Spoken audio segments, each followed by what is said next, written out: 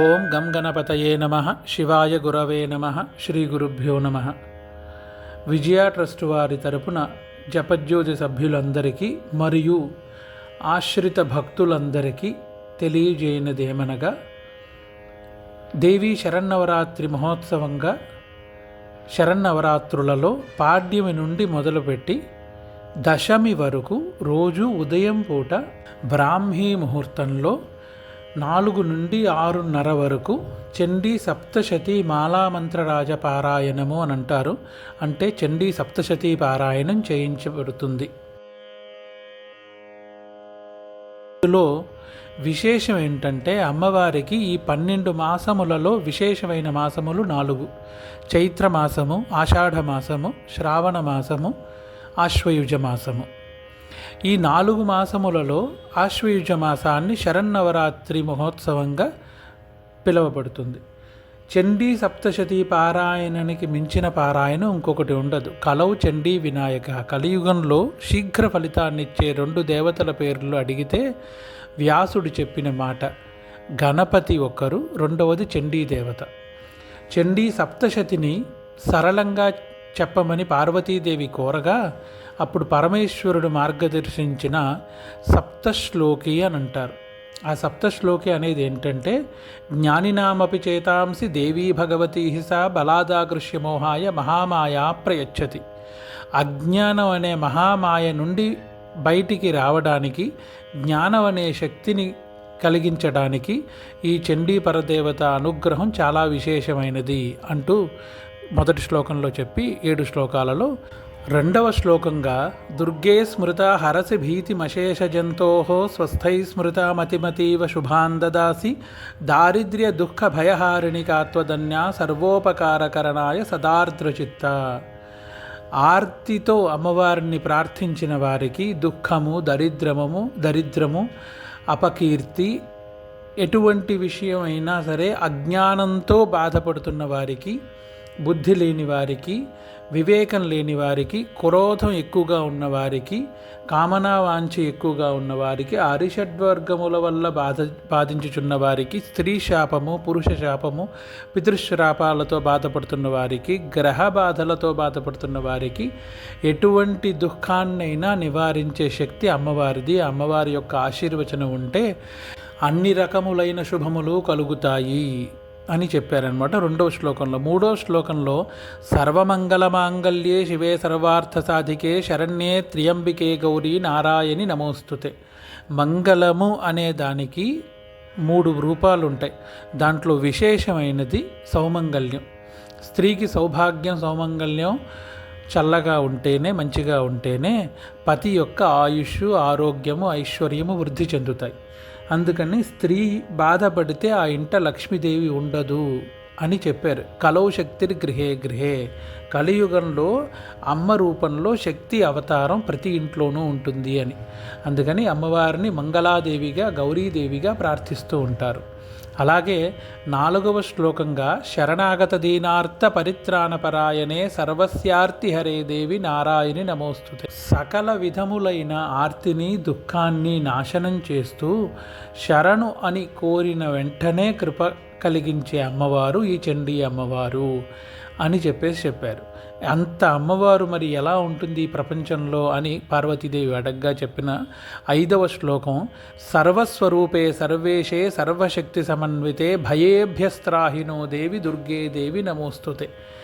సర్వస్వరూపే సర్వేశే. అన్ని స్థానముల యందు తనే ఉంటుంది, అన్ని రూపముల యందు తానే ఉంటుంది. ఎటువంటి భయాన్నైనా పోగొడుతుంది, ఎటువంటి సమయంలోనైనా తల్లిలా రక్షిస్తుంది. అటువంటి అమ్మవారే నారాయణీ స్వరూపమైన చండీ అమ్మవారు ఎప్పుడూ రక్షిస్తూ ఉంటుంది అని అంటారు. అలాగే 6వ శ్లోకంగా, నానావిధ రోగాల వల్ల పీడింపబడుతున్న మానవులకి, ప్రాణులకి కూడా ఈ చండీ సప్తశతి పారాయణం చేత ఎటువంటి రోగాన్నైనా నశింపచేస్తుంది అని, రోగానశేషానపహంసి తుష్టాన్ దృష్టాతు కామాన్ సకలానభీష్టాన్ త్వామాశ్రితానాం న విపన్నరానాం త్వామాశ్రితా ఆశ్రయతాం ప్రయాంతి.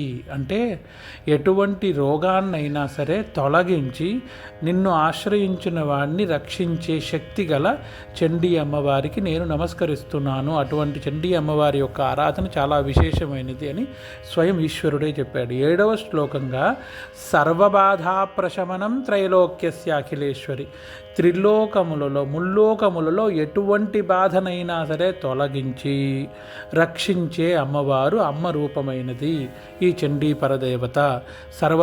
సర్వబాధా ప్రశమనం త్రైలోక్యస్య అఖిలేశ్వరి, ఏవమేవ త్వయా కార్యం అస్మద్వైరి వినాశనం. ఏవమేవ త్వయా కార్యం, నా యొక్క అన్ని కార్యముల యందు ఏదో ఒక రూపంలో శత్రువులు ఉంటారు. గుడికి వెళదామంటే ఏదో ఒక కారణం చేత బద్ధకం వస్తుంది. పొద్దున్న లేచి పూజ చేద్దామంటే నిద్ర అనే శత్రువు నన్ను ఇబ్బంది పెడుతుంది. బయటికి వెళ్ళి మంచి పని చేద్దామంటే ఏదో ఒక రూపంలో ఎవరో ఒకళ్ళు వచ్చి శత్రుత్వంగా దాన్ని అడ్డుపెడుతూ ఉంటారు. అన్ని రకములైన ఆటంకములు వస్తూ ఉంటాయి. అలా ఎటువంటి శత్రువునైనా నాశనం చేసి రక్షించేది ఈ అమ్మవారు చండీ పరదేవత. అటువంటి అది ఇది అని ఏదీ లేదు, అన్ని రకములైన రక్షను కలిగించేది, అన్ని రకములైన దుఃఖములను నాశనము చేసేది, శ్రాపములు దోషములు గ్రహ దోషములు అన్నింటినీ నాశనం చేసేది అమ్మవారు. అటువంటి విశేషమైన శక్తి ఎప్పుడూ ఎల్లప్పుడూ విశేషంగానే ఆశీర్వదిస్తుంది. కానీ అందున శరన్నవరాత్రి మహోత్సవం అనేసరికి అమ్మవారికి ఇంకా విశేషమైన సమయము. ఈ సమయంలో కనుక చండీ పారాయణం చేయించుకోగలిగితే చాలా విశేషము. అందుకని విజయ ట్రస్ట్ వారి తరపున చండీ సప్తశతి మూలం సంస్కృత మూలంగా పారాయణాన్ని ఆడియో రూపంలో అందిస్తున్నారు. అది కాకుండా తెలుగు తాత్పర్యాన్ని కూడా ప్రయత్నించి అందించబోతున్నారు.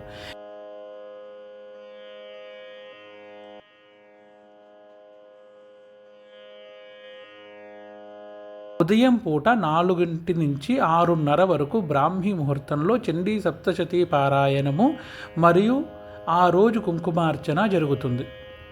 ఆ కుంకుమార్చన విశేషంగా మీ అందరికీ కూడా తెలియజేయనిది ఏమనగా ఆశ్వయుజ మాసంలో శరన్నవరాత్రిలో మన ఆంధ్ర రాష్ట్రంలో ఉండే విజయవాడ కనకదుర్గ అమ్మవారి యొక్క అవతారాలలో ఒక్కొక్క రోజు ఒక్కొక్క అవతారం ఉంటుంది. ఆ రోజు అవతారము యొక్క అష్టోత్తర శతనామములు కలిపి లలితా సహస్రనామము నుండి 100 నామములు చొప్పున రోజు సరళంగా పంచోపచార పూజ చేసుకుని కుంకుమార్చన చేసి 10 రోజులు నిత్యము చేసి ఆ కుంకుమను ధరిస్తే నిత్యము విజయం చేకూరుతుంది. అలా అది దాంతోపాటు చండీ సప్తశతి పారాయణం బ్రాహ్మీ ముహూర్తంలో 4 నుంచి 6 వరకు చండీ సప్తశతి పారాయణ, 6 నుంచి 6:30 వరకు ఆ రోజు అమ్మవారి యొక్క అష్టోత్తర శతనామావళి మరియు లలితా సహస్రనామావళి యందు 100 నామములతో కుంకుమార్చన చేయించబడుతుంది భక్తుల పేరు మీద. ఎవరైనా చేయించుకోదలిస్తే వారు ఒకరోజు చేయించుకోదలుచుకున్న వారికి 251 రూపాయని పెట్టాను. 10 రోజులు చేయించుకోదలిచిన వారు 2501 రూపాయి. ఇది విజయ ట్రస్ట్ వారి తరపున జపజ్యోతి సభ్యులు ఎంతమంది అయితే ఉన్నారో వారందరికీ ఇది ఉచితమే. వారు కాకుండా బయట వారు ఎవరైనా చేయించుకోదలిచిన వారికి ఇది ఈ రుసుము ఇచ్చి చేయించుకోవాల్సి వస్తుంది. 10 రోజుల పాటు పాడ్యమి నుండి దశమి వరకు పారాయణం చేసి దశమి రోజు సాయంత్రం చండీ యాగం చేసి పూర్ణాహుతి చేయించడం జరుగుతుంది. తదనంతరం ఆ ప్రసాదాన్ని అందరికీ పంపించడం జరుగుతుంది. గోత్రనామాలు ఇచ్చిన వారికి పూజ చేయించుకున్న వారికి. విశేషంగా ఈ ఆరాధన పూర్తి అయ్యేసరికి అమ్మవారి యొక్క 10 సార్లు చండీ పారాయణ మరియు 1 సారి చండీ హోమము, 1 సారి లలితా సహస్రనామావళి కుంకుమార్చన బీజమంత్రాలతో కూడింది. అది కాకుండా 10 అవతారాల అమ్మవారిది ఏవైతే ఉన్నాయో ఒక్కొక్క అవతార యొక్క అష్టోత్తర శతనామావళితో కుంకుమార్చన చేయించబడుతుంది. ఉత్సాహికులు భక్తులు ఎవరైతే చేయించుకోదలిచారో వారు సంప్రదించి వారి గోత్రనామములు అడ్రస్ ఇవ్వవలసినదిగా ప్రార్థన. భగవత్కృప. శ్రీ గురుదేవదత్త. శ్రీమాత్రే నమః.